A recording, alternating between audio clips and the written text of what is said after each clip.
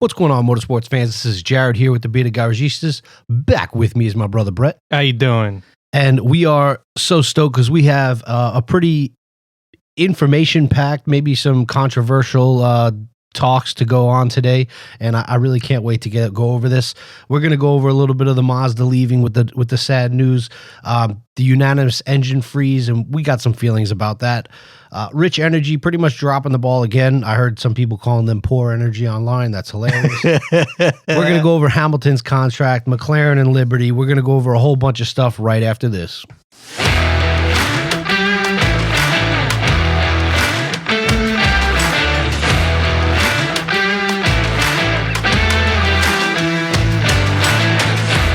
All right, let's get it going. So first things first, let's talk about the bad news. Let's talk about IMSA, and let's talk about the Mazdas pulling out after the 2021 season from the DPI class. Now, a lot of people were hoping that this was going to probably get them to go into the LMDH class. They were maybe going to go hypercar, but the news doesn't really back that up. It shows that they're pretty much going to be done. They're out. It's over. They're calling it quits, and they're packing up the doors, and which is really disappointing for me because Ollie Jarvis and watching those guys run around the track, it's one of my favorite cars. It's one of my favorite teams. And after watching them struggle for so many years with cars catching fire and such, and now they were winning. They won at Sebring when I went last time. It's really disappointing that they have to close the doors for whatever reason. Yeah, I feel like they accomplished what they wanted to accomplish, though. Like, they showed the world that they could compete, where when they came in, I mean, I'm kind of late to IMSA, but I kind of feel like they were not a laughing stock, but close too. No one thought that they could compete, and they showed that they could.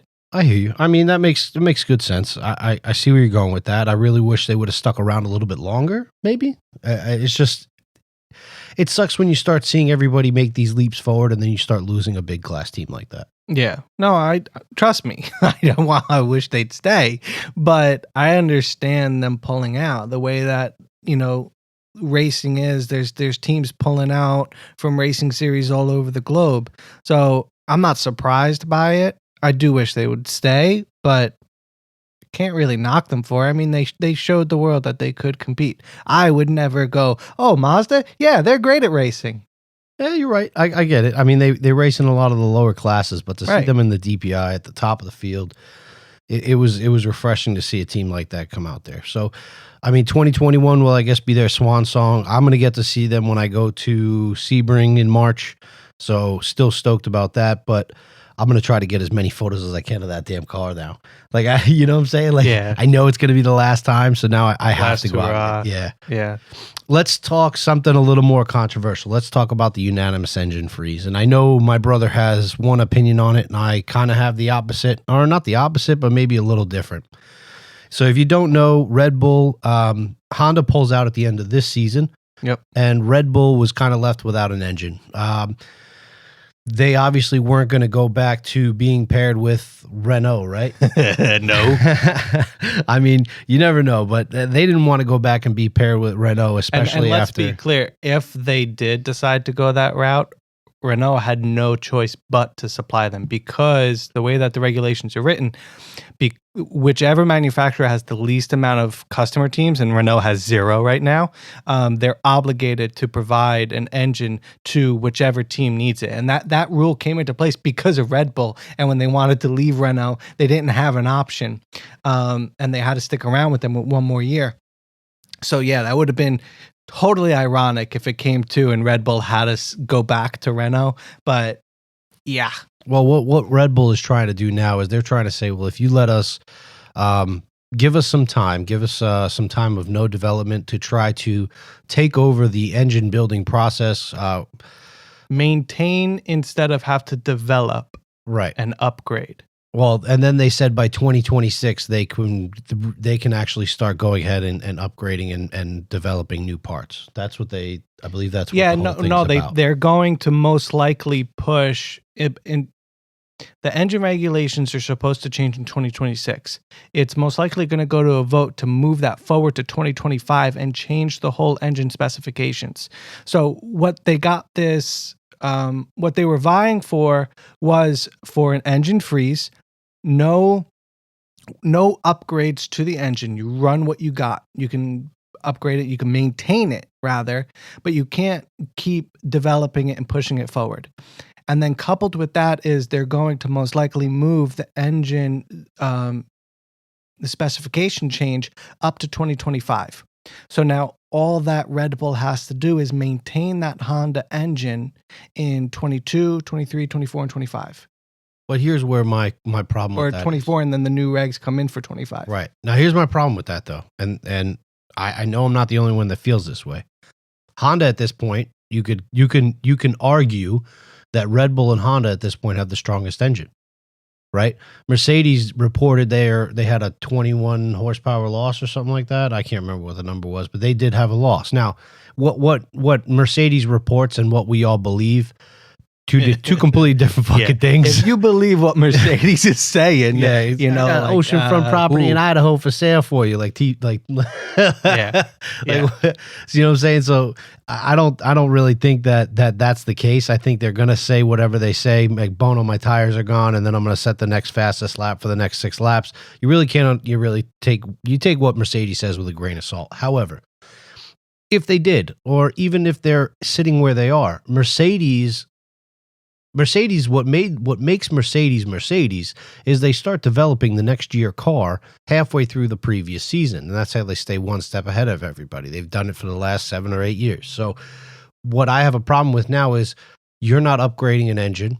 Honda's engine is already there. Ferrari is, we don't know. They're reporting they're reporting that they're getting a better engine. They have a faster and more horsepower, but you don't really know. And there's only, and then you have Renault, which Renault is Renault. But what you're doing is you're putting the team with the arguably most powerful engine, the most sound platform, in charge of locking down the entire development process for the next 3 years. So are you handing them an advantage by, and this was unanimously voted for. So but it's done. It's a done deal. It's going to happen. But did everybody just go ahead and hand over a power advantage to Red Bull for the next 3 years?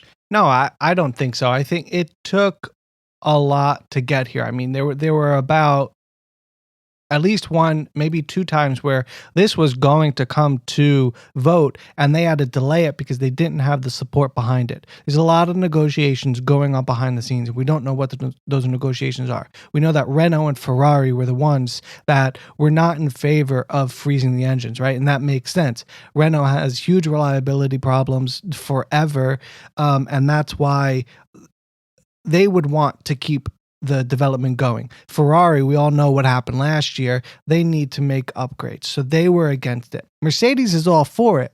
They're back to having the best engine since Ferrari having the best engine in 2018 and 2019, and they get knocked back. So Mercedes is totally fine with it. That puts all the Mercedes engine teams right behind them. Okay. Now you're looking at Renault and Ferrari. If it were not for COVID and what happened, I highly doubt those teams would not have agreed to this, right? They have the money. They had the money to do this. Now the perception is as if they're not behind this freeze. How do you have the money to justify this extremely expensive engine? Now that's just on the money side. Also, on the other side is, coupled with it, and why they'd come to this decision is, if you don't, Red Bull was saying, and I kind of believe them here, they would not go back to Renault. Ferrari wasn't going to give them an engine. Mercedes was definitely not going to give them an engine. They couldn't support that many teams. You're losing Red Bull and AlphaTauri. I believe that. And the teams had to sit back and say, yeah, Ferrari and Renault, you guys would like to upgrade your engine for the next couple years.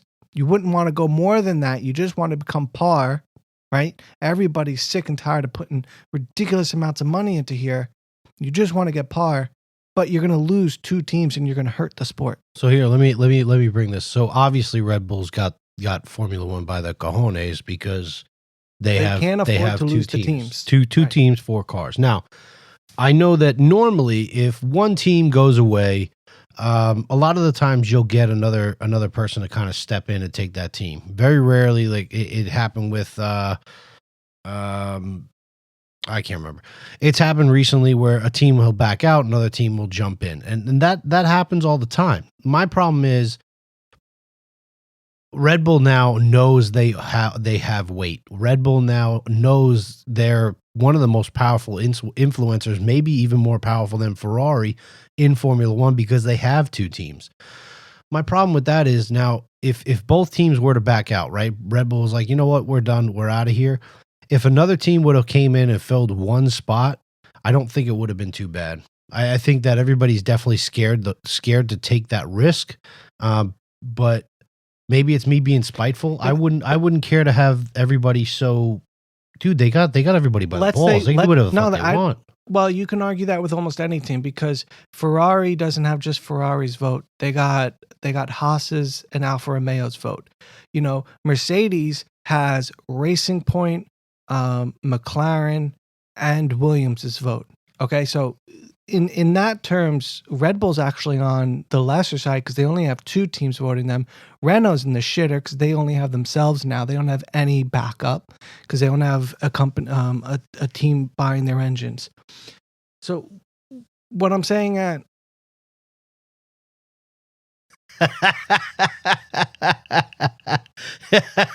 hey, he just looked at me and asked me what he was talking about. I got it. I'm back.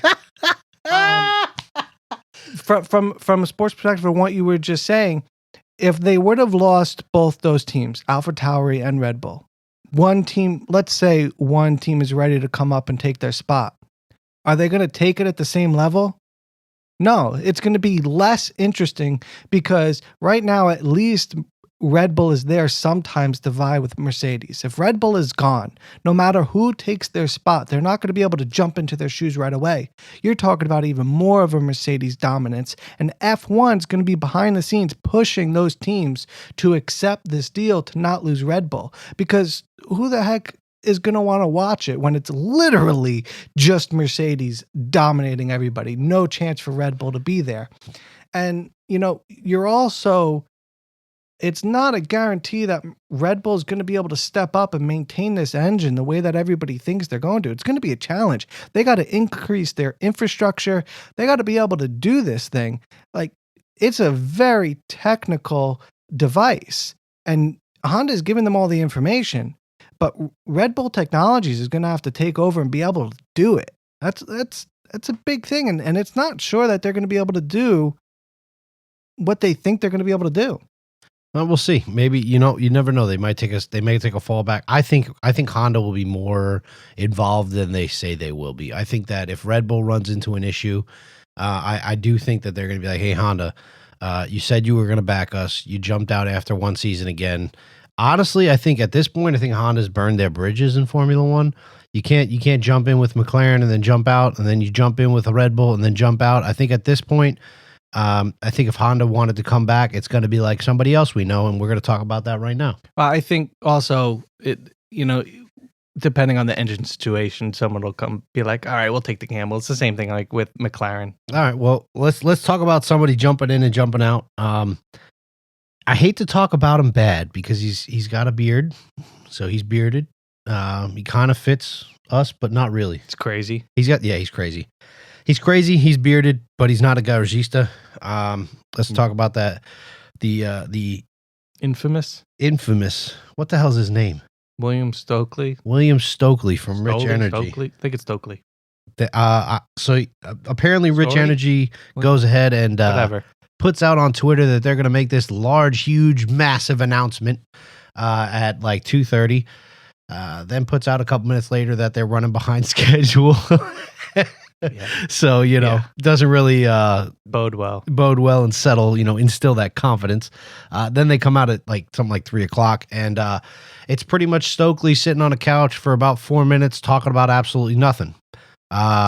This huge announcement turns out to be, we want to be on the same par as Red Bull, or we were with Haas, but they weren't good enough, so we had to back out. He makes no mention that his business dealings were trash, and all this other stuff. Now, don't get me wrong. I understand Haas is not, They struggled. However, it is Story, by the way. Story, Stokely, whatever. The bearded guy from Rich Energy. You know who I'm talking about. He's got the slick back hair with the ponytail. I think it's a ponytail, possibly a mullet. You never know. The crazy guy. But he's got an English accent. He's an English accent. He's got a mullet, but whatever. Apparently he's got a lot of money, but he's wearing a suit and he looks like I don't know. He's confusing, man. I'm not one to judge. I don't know, but if you look at him, I immediately go suspenders. No, overalls. Duck Dynasty. That's where my mind goes. 100% Duck Dynasty. That's perfect. Yeah, that's perfect. Yeah, and then he starts talking, and you hear the English accent, and you're like, "Whoa, you're confused, aren't you?" But yeah, so they didn't really announce anything. He said he might want to try to jump on board with Williams. What he said. All right, the biggest part of it was there's a possibility that their ally, whatever that means, their ally is in the works with a deal with an F1 team that may lead to the Rich Energy name coming back onto a car. That's what he was. That's what the articles after the fact were making sense of his ramblings. Do we believe that that Rich Energy will be back in Formula One? I think that now you got to think about this. Williams now their goal and that people are talking about them. I agree. That was they needed some publicity, and this got them that. And now they need more publicity, and here it is again. But I don't think now, with the financial backing that Williams has found, with the new financial backing that McLaren has found, I don't see a reason for anybody to go searching for bringing on an unstable sponsor. I don't. Nope. So I don't see it. Obviously, especially one that backtalks, the team that they were formerly involved with. I mean, even then, after he didn't learn anything. Even then, he started bad mouthing Haas. Yeah, even after a couple races, it wasn't even like he gave Haas like, "Hey, you know what? We're struggling now, but we're going to come back." A lot of times though, the sponsors will always stand by their team. He was just like, "Yeah, 3 races, we haven't done really well. I'm out, guys. I'll see you later." And yeah, just garbage. We're moving on. Let's talk about the Hamilton 1-year contract. Now, to preface this, what just happened, preface, that's one of my favorite words, and I still can't really say it right. What happened right before Hamilton signed this contract? Daimler and Mercedes split. Yes. So we know this. Daimler and Mercedes split. I'm not sure about what the details are. I know it's due to financial situations. And so what they're saying is like, sorry, not to cut you off. No. Go ahead. Cut me off. Mercedes cars and vans is going one way, and then Daimler trucks and buses are going the other way. And what the announcement was is basically just perception.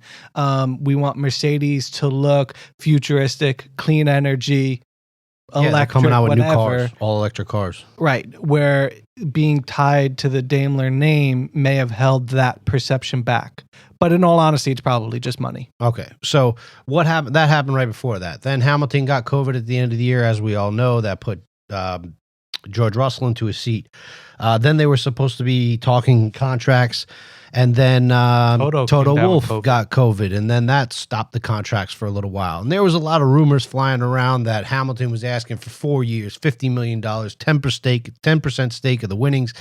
Then it said that Mercedes stood up from the table and threw George Russell's name out there, and apparently that's not true by any means. Veto that Hamilton would have veto power over the second seat. Well, he still does. He has. Oh, it's not part of it at all. I think. From what they're saying, not part of it. This wasn't anything. From what they're saying, this wasn't. And then people came out about that veto to defend Hamilton. They said, "Well, Vettel had a veto, Schumacher had a veto, Alonso had a veto, whatever, veto or not." The deal got done. The deal is a lot shorter than we thought. The deal is a 1-year, $40 million contract. And the biggest part, I believe, for Hamilton was Mercedes is committing to putting money and time and effort into building, bringing up minorities. And they're going to have a whole foundation, a whole charity, right. And whatnot. Not whatnot. You know what I mean? That it's a great cause. It really is. And that Hamilton is going to be able to put his foundation behind. Right. So it's great. I don't think that it's something that should have needed contract negotiations to to come forward with. It should have just been a thing. Like he started the Hamilton coalition or something like that. Why does he need to force Mercedes to do it? It should have been a thing from the beginning. Right. And so that happened. So he had to sign that contract. I still believe that he has a very big say in who his teammate is. Oh yeah. You're not going to, I guarantee you. He loves. But here's the thing. It's a 1-year deal. So and it's got an option for a second year from what I understand.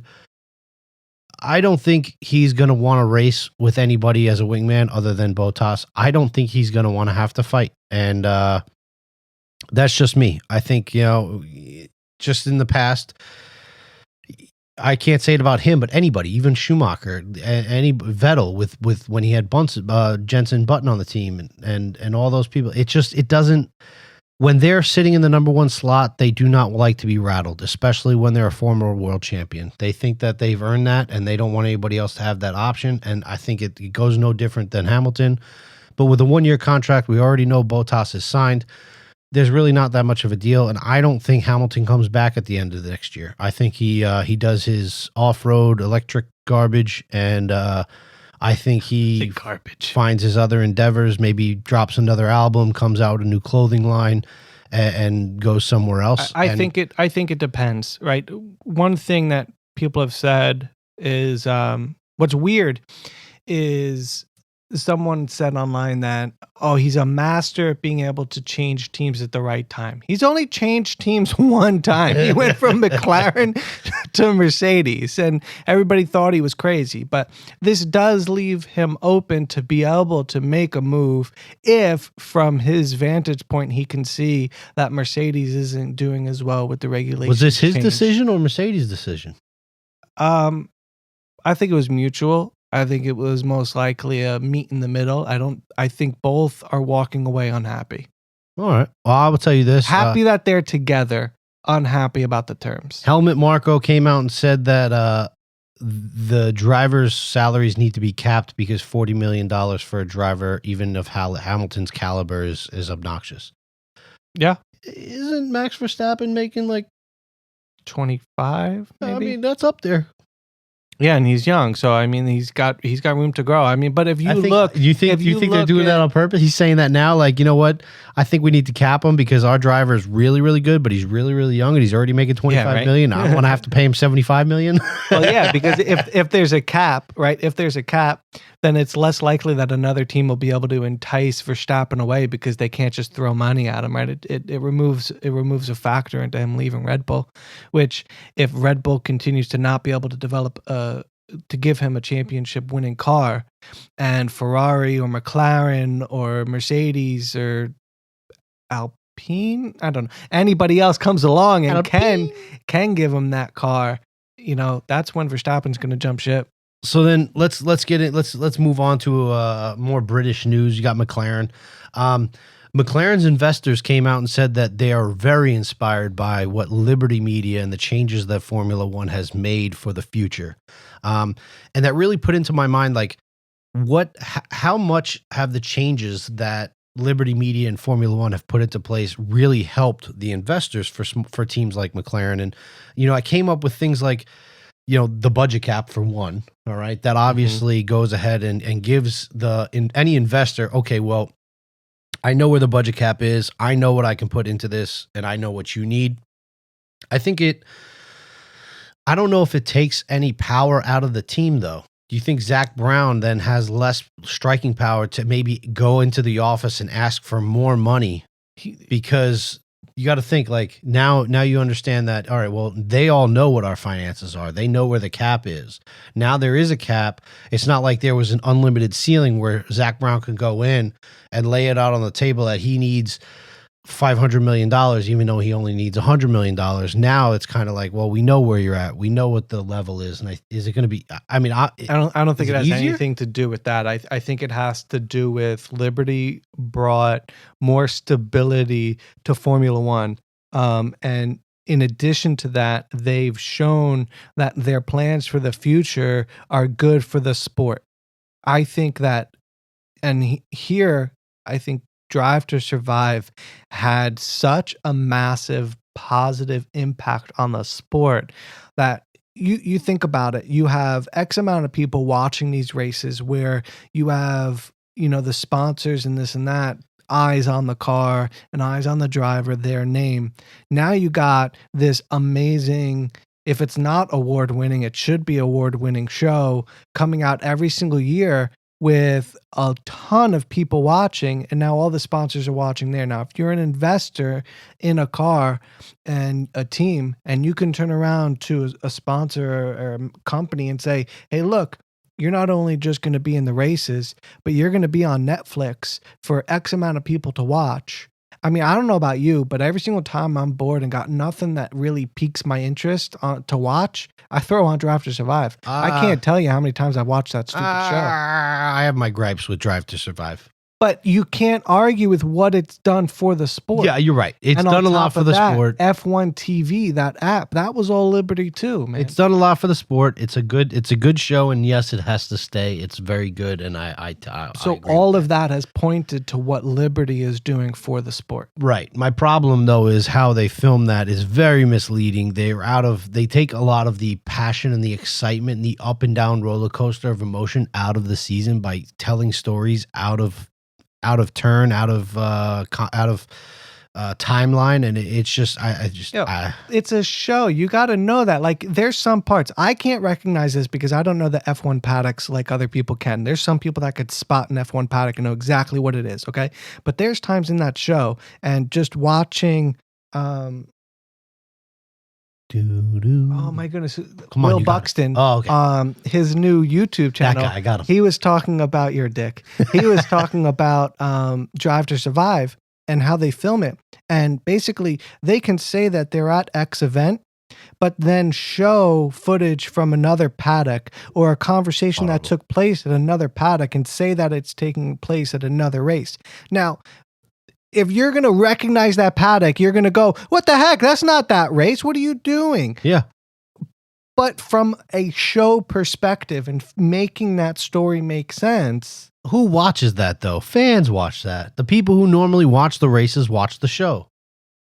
Yes, you might get the odd person here and there, but I think it needs to be a little bit more true to what actually happened in the season. And it's not, I just hope that they don't make it into some kind of like fake reality TV show. I mean, where they just start putting in splices and cuts and start making storylines that aren't even there. I liked the layout of the first season a lot better than the second season. Don't get me wrong. Like, I really didn't like how they did the second season. So I'm hoping the third, which the people inside are saying that season 3 is better than any of the other seasons. So let's see what happens. I mean, I don't want this to be, we're going to probably have an episode on Drive to Survive season 3. So let's save it for then. All right.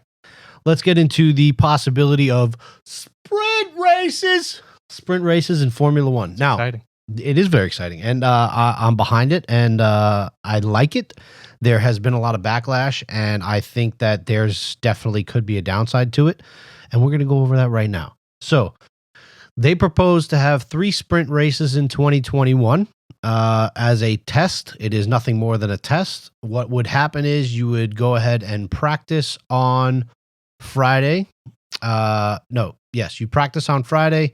The second practice would be a qualifying. Then you would do that would be for the sprint race. Then you would run the sprint race on Saturday. And then however that finished, the sprint race would turn in, that level, whatever the finishing order would be the starting order for the race on Sunday. Now, there's 2 things that, stop touching the mic. Sorry. There's 2 things that I have an issue with. One, money. If cars start crashing out in the sprint race, do they have enough money to putting on more parts and with a budget cap, things like that? Now, they said they'd offset the money here and there, but they only said 50,000 pounds, and that won't. I think that pays for like a driver's half a wing. Boot. That pays for like a driver's boot. 2, second problem. Are they actually going to compete? Knowing that you're probably going to end up a certain place, even though the race is only a third of the full length, so you're looking at maybe 60 laps. Not even 60 laps, 100 kilometers is a third of the race. So probably 30 laps. Is that enough to where the teams would want to try to jockey for position? Or is this just going to start handing front row lockouts to Mercedes and stuff like that. So that's, I think, the biggest question. What do you think about those two things? Money, and then the possibility of teams just kind of like, all right, well, we all know Mercedes in 30 laps is going to be at the front, so you might as well, this is exactly what's going to happen. I'm not going to go ahead and push. Nah, I don't know. I'm interested in it, and I think the most interesting thing about it is when they brought it up during the last vote is it didn't get shut down. That teams were actually interested in it, and it's going to continue to develop. It's not there yet. The idea, the premise. That's exciting. I'm curious to see where it goes. There are a lot of other series that do a sprint race and then go to the full feature race. I'm excited. But they're lower level series that do that. They're no main series does that. Formula 2 will do it. Formula 3. No, NASCAR does it. Yeah. I also, NASCAR isn't as expensive to replace body panels that wreck on those cars. Not yet. Well, not yet. The other good side about it is more time for sponsors and possible money for teams. That's the thing. You don't know how much, by it being a race, it may bring in more viewers, which brings in more money, which then offsets the cost. It depends. More people are willing to watch a sprint race theoretically, more people would be willing to watch a race as opposed to just straight quali. I do love the current quali, Q1, Q2, Q3, with the way they have it now, it's just a test. So I mean, I like the fact that Formula One has not gone complacent. They're still looking for ways to possibly make it better. The fact that they can do it 3 times, get a little test, see if it works, and if it does, great. If it doesn't, you bin it and you move on. I mean, I heard somebody today not today or yesterday had the balls to talk about how they don't have the time to watch the full thing. Like right now, you expect us to watch Friday, Saturday, and Sunday now, but then you want us to watch we have to watch a race. I'm like, well, you were already watching Friday, Saturday, Sunday, so nothing changes. I don't understand what the problem is here. He was actually making that distinction that he wasn't going to have enough time to watch. No, that doesn't make sense. So, will McLaren and Mercedes partnership be like the old days? No. Now McLaren said that they've replaced a lot of the car. The car just launched today. We're recording on the about 3 hours after their car came out. The car looks exactly the same. Livery wise, most of the cuts too. And they said they've changed a lot of the internals of the car. So we'll see how that goes. But why do you think it won't be like McLaren, Mercedes of the old days? Because they're not a works team.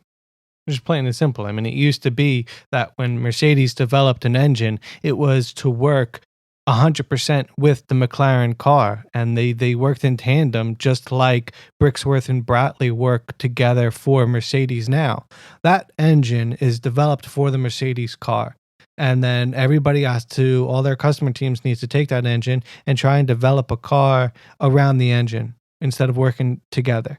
Now, McLaren has the team and the skills to be able to modify the rear end of that car, which you could even tell at launch that's what they did.